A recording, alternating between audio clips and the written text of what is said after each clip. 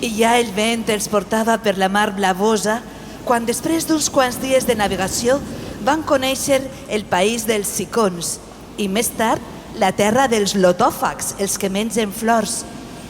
Des d'allí continuaren navegant i quan la primera llum de la lluna estava a punt d'eixir, arribaren al país dels ciclops. Sicília, diuen, gent superba i salvatge que no llaura la terra, que no té lleis ni àgores on delectar-se amb la paraula i el cant.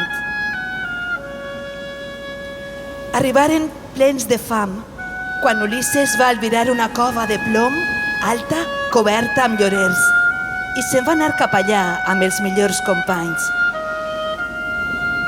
Aviat es trobaren perduts dins d'aquella extensa i fosca caverna quan, de sobte, va sentir un enorme terrabastall i, plens de por, van fugir cap al fons de l'espluga.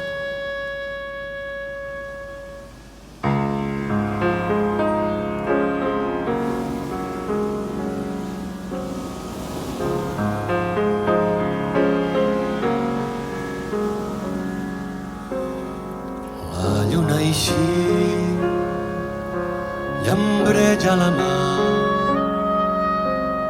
i jo no l'he vist, captiu del gegant. Obric els ulls, de sobte ho veig clar, si vull eixir de la caverna m'hauré de dir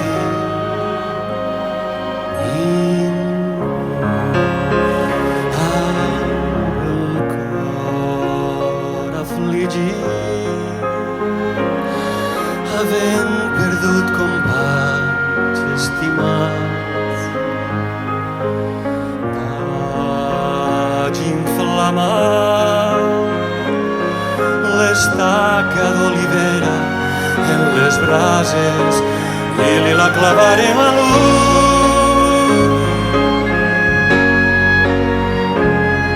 L'antic oracle es va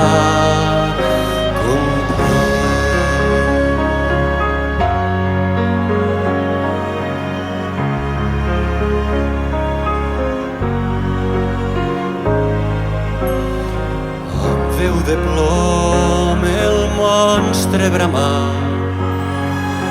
cega't en l'ull que mai no viu res. I així vam fugir camí de la mar quan la claror llambrava l'aigua.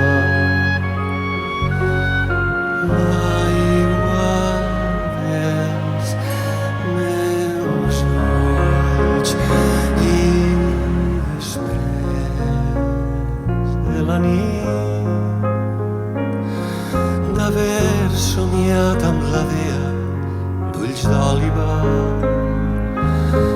va aparèixer l'aurora, de dits rosats la filla del matí, i vam pujar a la nau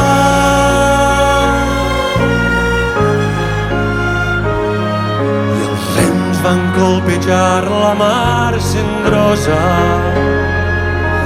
i animats vam navegar desnuts.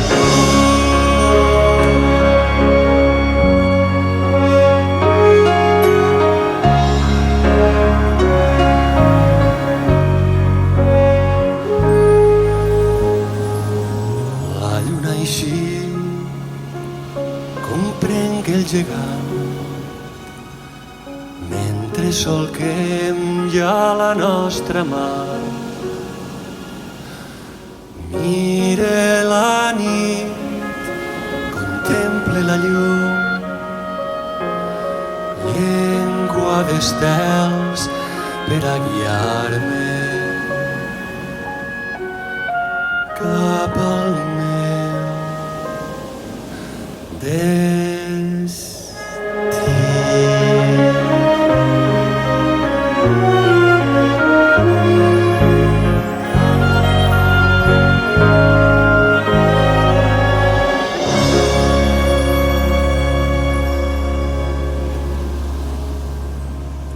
Encara se sentia bramar el poderós Polifem que llançava pedres i roques grans al mar quan les naus negroses s'allunyaven ja d'aquella aspra terra mar endins.